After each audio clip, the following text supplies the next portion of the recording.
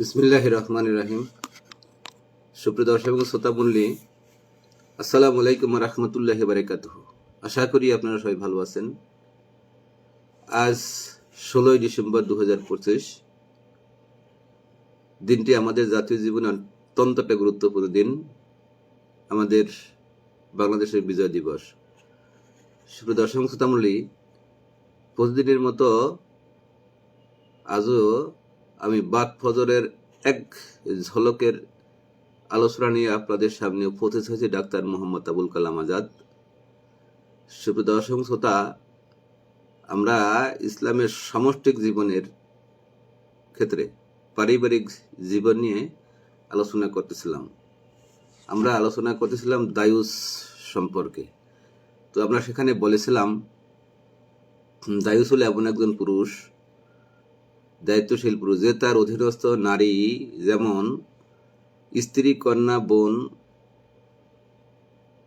এবং মা প্রমুখ ব্যক্তিবর্গকে অশ্লীল বা বেলাল্লাপনা আচরণ থেকে বিরত থাকতে বাধা না দেয়। তো এই ধরনের পুরুষকে, দায়ুসকে ইসলাম কঠিন বার্তা দিয়েছে। দায়ুস কোশ্চিনকালে বেহেশতে যাবে না বললে আমরা ইসলামী জীবন আচরণের মাধ্যমে, জীবন বিধানের নিয়মাবলীর মাধ্যমে আমরা জেনেছি। সুপ্রিয় দর্শক শ্রোতা মণ্ডলী, এখানে একটা কথা আমাদের অবশ্যই মনে রাখা দরকার, যে এখানে দেখেন এই যে দায়ুস, তো দায়ুস কিন্তু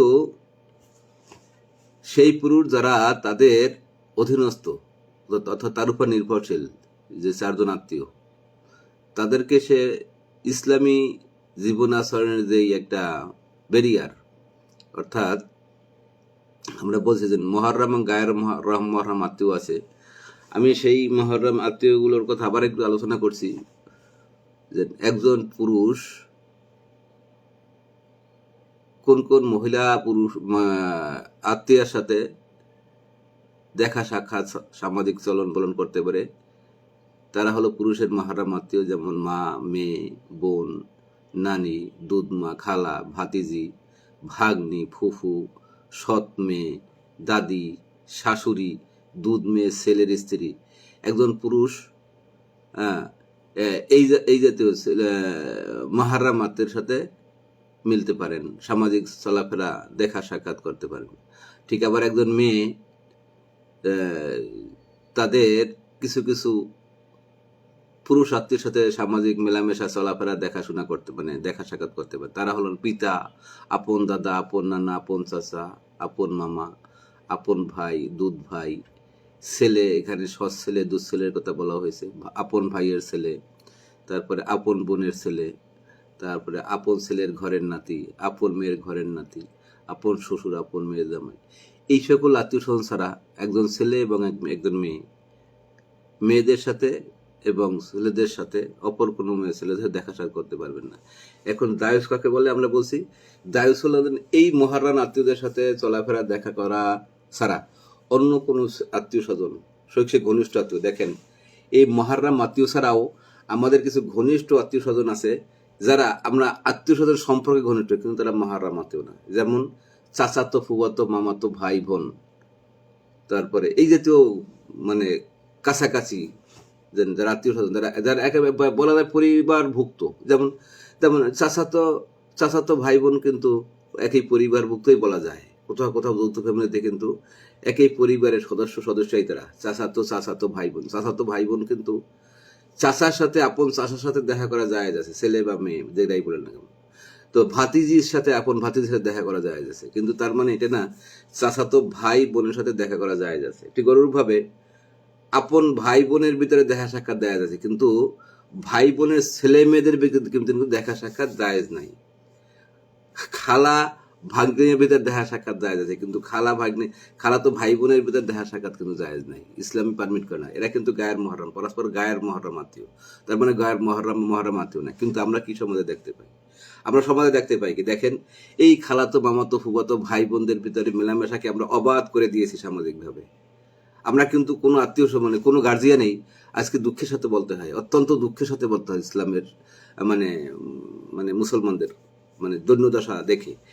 আমরা মুসলমানরা এই কথাগুলো যেন জানিই না, এই মহরম গায়রাম মহরম আত্মীয়গুলো যেন আমাদের মানে সমাজ জীবনে চলতে গিয়ে মানে মানে সমাজ জীবন যাপন করতে, পারিবারিক জীবন যাপন করতে গিয়ে এই জাতীয় একটা ইসলামের বেরিয়ার আছে, এই কথা যেন আমাদের জানাই নেই, আমরা যেন এগুলো মনেই করি না কিছু, জানলেও এগুলো যেন মনেই করি না কিছু। তাই তো দেখা যায় খালাতো ফুয়াতো মামাতো চাচাতো ভাই বোনরা তার পিতা মাতা কেউই মনে করে না কিছু, এরা তো আপন বদন কাছের জন, তারা এক রিক্সায় চলাফেরা করে একত্রে এক ঘরের ভিতরেই হয়তো তারা মানে হাসি তামাশা জীবন যাপন করে। এখানে কিন্তু দেখেন, এখানে কিন্তু বলা হয়েছে দায়ুস কথাটা ওই পুরুষ যারা এই জাতীয় আত্মীয় স্বজনকে তারা এই মানে এই বেরিয়ার রক্ষা করে চলতে উৎসাহিত করে না, বা না চললে সেখানে তারা বাধা দেয় না। তো এখন দেখেন আমরা প্রত্যেকটা পরিবারের প্রত্যেকটা পুরুষ গৃহকর্তা বা দায়িত্বশীল কি জাতীয় অপরাধের ভিতরে আমরা নিজেরা লিপ্ত আছি। তো সুপ্রিয় দর্শক শ্রোতা মণ্ডলী, এখানে দেখেন শুধুমাত্র বাহিরে যে ছেলেমেয়েরা বাহিরে যাই বেল্লাফেলা জীবনযাপন করে, উশৃঙ্খল জীবনযাপন করে, বিষয়টা কিন্তু তা না, বিষয়টা কিন্তু তা না। তো কাজেই আমরা বিষয়টা আজকে থেকে উপলব্ধ করি, এই জাতীয় আত্মীয় স্বজনের ভিতরে মেলামেশা করে অযাচিত রকমের হাসি তামাশা ইত্যাদি করাও এটাও এক ধরনের বেলাল্লাপনা জীবন।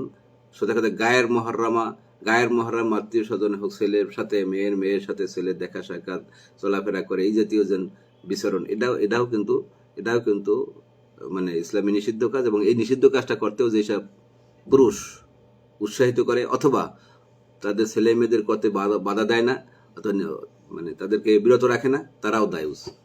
আর একটা বিষয় হলো এই দায়ুসদের বলা হয় যে মা বা নির্ভরশীল বোন যদি এমন হয় যে তারা অভাবের কারণে তাদের মানে যে কোনো প্রয়োজনের কারণে তারা বাহিরে গিয়ে তাদের বাধ্য হয় তারা মানে তাদের সেই ইসলামের শালীন জীবনযাপন করতে, মানে ইসলাম যে একটা বেরিয়ার সৃষ্টি করেছে পোশাকে, সেই পোশাকে জীবনযাপন করতে জাপানের বাহিরে বাধ্য হয়। তো অথচ তার ছেলে আছে ঘরে, তার ভাই আছে ঘরে দায়িত্বশীল, তারা তাদের প্রতি খেয়াল রাখে না। এই সকল ক্ষেত্রেও ওই ছেলে মায়ের জন্য ছেলে বা বোনের জন্য ভাই, এই ক্ষেত্রে সে দায়ুস বলে অভিযুক্ত হবে। কারণ দায়িত্বশীলের হিসেবে বোনের কর্তা ভাই, আবার ছেলে মায়ের কর্তা এখানে দায়িত্বশীল। কাজে মাকেও তাকে যথাযথ ভরণ পোষণ দিয়ে, যতক্ষণ পর্যন্ত ভাই দায়িত্বশীল থাকবে সে বোনের ভরণ পোষণ দিয়ে তাকে এই জাতীয় গায়ের মহারান আত্মীয় ওর মেলামেশা থেকে তাকে বিরত রেখে যথাসম্ভব ইসলামের শালীন জীবনের মধ্যে আজকের তাকে পরিচালিত করতে হবে। তারপর বিবাহ শাদীর পরে একটা পুরুষ বিবাহ শাদী করে তারপর স্ত্রী এবং তার মেয়ে, তার প্রতি দায়িত্ব করতে হবে আরো কঠিন, আরো সব ক্ষেত্রেই কঠিন, সেক্ষেত্রে তো আরো গুরুত্বের সাথে তাকে চিন্তা করতে হবে।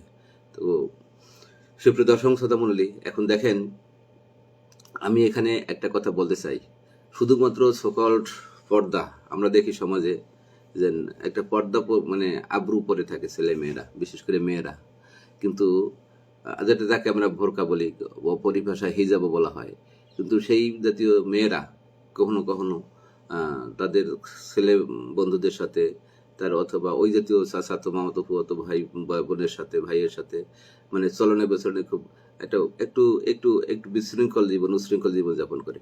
দেখেন মুখে একটা পর্দা পরে, তারা হয়তো সকল একটা বোরকাও পরে, সকল একটা হেজাবও পরে, কিন্তু দেখবেন আজকাল কলেজ বিশ্ববিদ্যালয় ভার্সিটিতে তারা কিন্তু বিলাল্লাফানা জীবন যাপন করে। মানে পর্দা, সকল পর্দা, দ্যাট ইজ আমরা বোরকা পরে থাকে